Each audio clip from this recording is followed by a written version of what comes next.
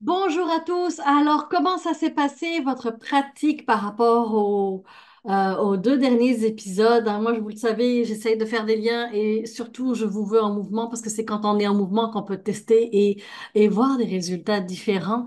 Donc, j'ose espérer que vous vous êtes mis en mouvement et que vous avez testé des choses pour pouvoir voir des conséquences et surtout vous simplifier la vie au final. Aujourd'hui, j'ai sélectionné, donc toujours dans le livre La puissance des mots dans notre entreprise que j'ai eu la chance de coécrire. Euh, le comment que j'ai choisi, c'est, je vais vous le lire tout de suite, comment annoncer notre sentiment d'épuisement à notre supérieur. Avant d'aller dans la théorie, j'aimerais mettre un, je vais déposer le livre mettre un stop, mettre un time out et réaliser que quand on est rendu déjà en mode épuisement, c'est qu'on a dépassé et qu'on a brûlé la chandelle par les deux bouts, qu'on a brûlé notre énergie et toutes nos énergies. Quand je parle d'énergie, je parle d'énergie physique, émotionnelle et mentale, la disposition interne à essayer de faire les choses différemment. On a tout brûlé. On est rendu à nos derniers, nos batteries et voire même il n'y a plus rien, il n'y a plus de jus, il n'y a plus rien. Alors, ma première question, c'est qu'est-ce qui fait que vous vous rendez là? Puis posez-vous la question, qu'est-ce qui fait que vous vous rendez là? L'objectif de tout ça, c'est de pouvoir voir les choses arriver, voir les choses venir et dire, OK, je suis déjà passé par là, je veux éviter de retomber là-dedans. Ou je sais que c'est possible de tomber en burn-out, en dépression et autres. Puis encore là, je suis pas psychologue, mais on le sait ce que c'est et ce que ça peut donner de trop travailler, de ne pas se respecter, de brûler la chandelle par les deux bouts et d'être stressé. Par contre, je réalise que je parle beaucoup plus vite que quand je suis à deux en entrevue. Alors, je vais ralentir un petit peu.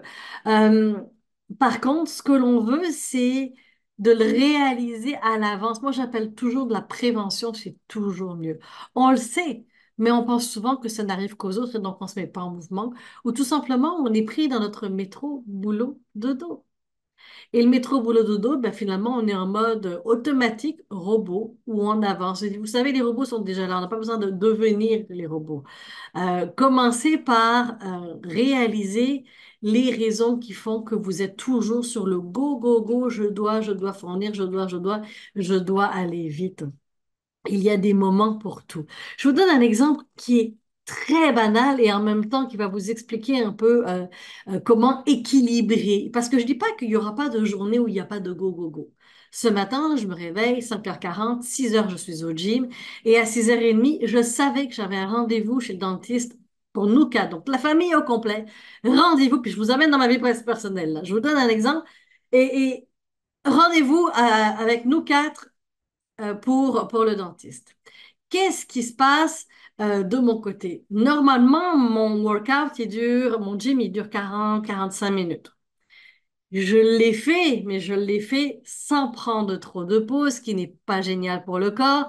Je l'ai quand même fait, j'ai choisi de le faire comme ça, en 35 minutes à peu près. Donc, j'ai enlevé 10 minutes pour avoir le temps de me préparer, manger un morceau, de brosser les dents, bien entendu, et de me rendre chez le dentiste avec les enfants et mon conjoint. J'ai couru pour faire ça.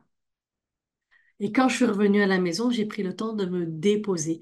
Mes coachings, j'en ai, mais je les ai placés 2 à 3 heures après pour me laisser revenir, pour me donner le temps. Et c'est dans cet espace-là, d'ailleurs, que je suis en train d'enregistrer le podcast, que je me suis dit, ben, si j'ai le temps et que j'ai envie et que j'ai du grand bonheur à faire ça parce que j'adore vous parler, je vais tourner 1, 2, 3, 4 podcasts parce que vous le savez, je les tourne souvent par batch, même si je change les vêtements. Vous le savez, c'est quelque chose que pour être vraiment focus sur quelque chose, je rentre en mode, je crée du contenu et je suis dans cette énergie-là de création de contenu.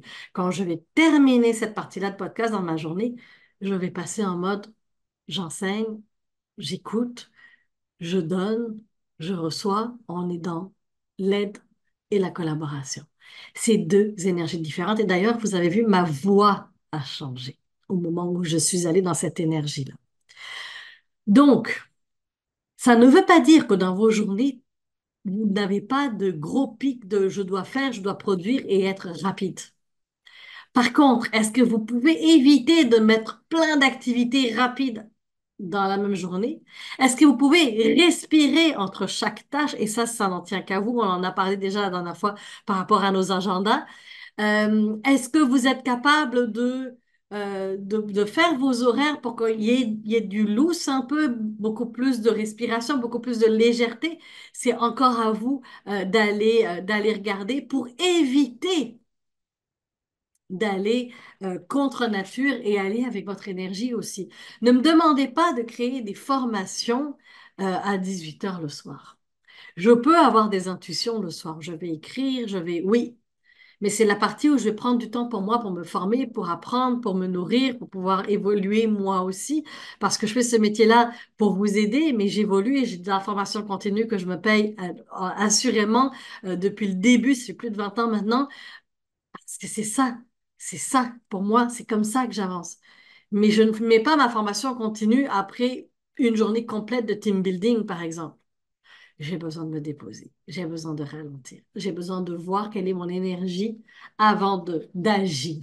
Donc là, je vais vous montrer un peu et je vais vous amener comment faire pour communiquer cet épuisement-là par rapport à vos collègues, à vos supérieurs immédiats. Alors surtout, ce que l'on veut éviter de faire en général, c'est, je veux te parler, c'est urgent. Parce que là, ça met je n'en peux plus.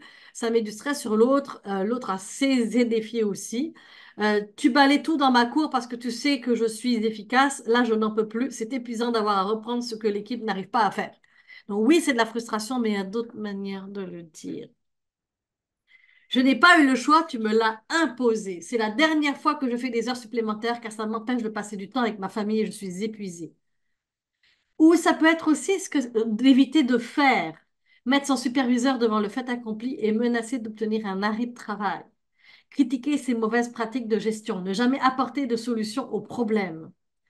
Donc, qu'est-ce que l'on peut faire différemment? Encore une fois, si vous êtes rendu au bout du rouleau, si vous êtes rendu là où c'est trop, c'est difficile, ça s'appelle des conversations courageuses à avoir avec son supérieur et dire, bah, écoute, là où je suis rendu, je ne peux plus en prendre et voici les raisons. Voici ce qui se passe.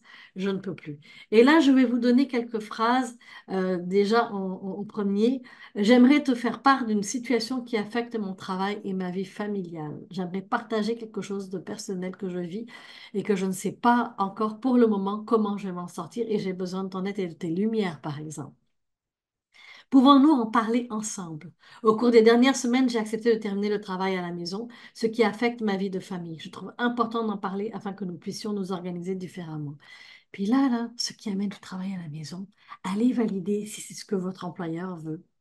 Parce qu'il y a beaucoup de gens, quand je leur pose la question et je leur demande, j'ai dit, écoutez, vous ramenez du travail à la maison, mais est-ce que votre employeur le demande? Et ils me disent, non, c'est moi qui veux. C'est moi qui ai besoin d'être tranquille. Et je le comprends parce que quand on n'a pas terminé ce qui est dans notre to-do list, en général, surtout les perfectionnistes, on a envie de le terminer pour pouvoir avancer et passer à autre chose. Mais ça peut aussi rester sur la glace pendant un week-end, pendant une soirée, que vous profitiez de la vie et que vous reveniez continuer le lendemain.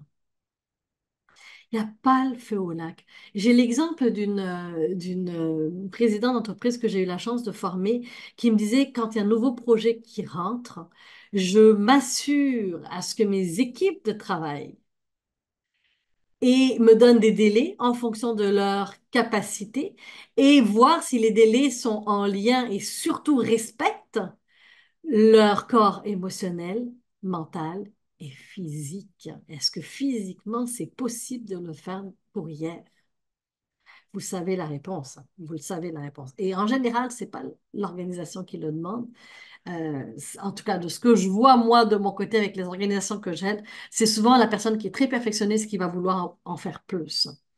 Donc, aller chercher de l'information, aller trouver des solutions, ce n'est pas juste de dire il y a ça, il y a ça, il y a ça, il y a ça, il y a ça comme problème. C'est quoi les solutions que vous pouvez apporter par rapport à ça?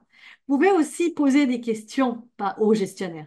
Je m'inquiète par rapport à ce dossier. Comment se fait-il que nous devions faire des heures supplémentaires? Je te le demande parce que ça ne peut plus continuer comme ça. Il en va de ma santé physique et mentale. Ça se dit. Nous manquons de personnel et je ne sais plus quoi faire pour me faire entendre. Nous devons trouver des solutions. Personnellement, je ne peux plus continuer à ce rythme. J'aimerais connaître les mesures que tu comptes prendre pour régler le manque d'effectifs, car je suis au bout du rouleau. Je suis vraiment épuisée et je ne peux garder ce rythme. Comme vous le voyez, ça se dit. Ça se dit, ça se dit. Donc, on veut pouvoir faire les choses différemment. On veut pouvoir surtout éviter de tomber dans ce trop-plein, justement, de finalement, ben, j'ai trop donné. J'ai l'exemple souvent que je donne en formation. Imaginez, vous avez un arbre, un rosier, un rosier. Dans ce rosier, vous avez des roses. Et vous en donnez à qui en a besoin, hein. Cette personne-là en a besoin au travail, j'en donne. Cette personne a besoin d'aide, j'en donne. Et à chaque fois, vous donnez, vous donnez, vous donnez. Sauf que vous donnez plus de roses que ça pousse. Qu'est-ce qui se passe? C'est qu'éventuellement, il y a quelqu'un qui va avoir besoin de roses, mais il n'y a plus d'énergie à l'intérieur. Il n'y a plus de roses sur le rosier. Vous allez déraciner votre rosier parce que vous êtes donc bien gentil, vous allez le donner. Qu'est-ce qui reste pour vous? Pas grand-chose. Osez faire un bilan à chaque jour. OK, je pars ma journée avec quoi? Combien d'énergie j'ai? Combien de charge mentale j'ai? Est-ce que je suis apte à faire tout ça ou est-ce que je peux diminuer et réarranger mon horaire en fonction de l'énergie que j'ai aujourd'hui, en fonction de ce qui s'est passé aujourd'hui? Et peut-être à réévaluer le matin, à réévaluer en courant de la journée à midi et revoir ce que je laisse pour le lendemain. Fait que je ne dis pas que tous ces trucs et astuces vont fonctionner. Oser en tester au moins, juste d'être en mouvement, de tester, de dire, OK, j'ai testé ça, Zara, ça n'a pas fonctionné, j'ai testé ça, c'est extraordinaire, ça a fonctionné. Donnez-moi des nouvelles et si vous avez besoin de clés, de trucs et astuces spécifiquement pour vous parce que je ne vous connais pas. Je vois des fois quand vous likez ou vous commentez, mais autrement dit, si vous êtes en Belgique, ou en Suisse, comme ça arrive parfois, ou en Côte d'Ivoire, je ne le sais pas. Osez m'écrire quand vous avez besoin d'aide. Je suis là pour vous aider. Et puis, je vous dis à la prochaine capsule. Ciao! Vous avez aimé? Partagez-le, ça me fera vraiment plaisir et ça me donnera un coup de pouce. Et en plus, osez me demander de l'aide parce que je sais que souvent, c'est moi qui vais vers vous et qui vous... Est-ce que ça va? Est-ce que tu as testé quelque chose? Est-ce que je peux faire quelque chose pour toi? Les gens me disent, Eh, ça tombe bien que tu m'écrives. N'attendez pas que j'écrive. Au moment où il y a un défi, au moment où vous sentez que vous n'y arrivez pas, vous avez essayé tout seul, ça ne fonctionne pas, je peux vous aider. Passons quelques instants ensemble et regardons. Puis c'est pas juste pour vous. Ça peut être aussi pour vous, pour vos équipes de travail en team building, en conférence ou en formation dans vos organisations sur la gestion des émotions et du stress, sur la confiance en soi, parce que plus vos équipes de travail ont confiance, plus elles donnent leur meilleur. Donc, je suis là pour vous. Il n'y a plus qu'à m'appeler, me contacter. Ça me fera plaisir de vous accompagner. À bientôt!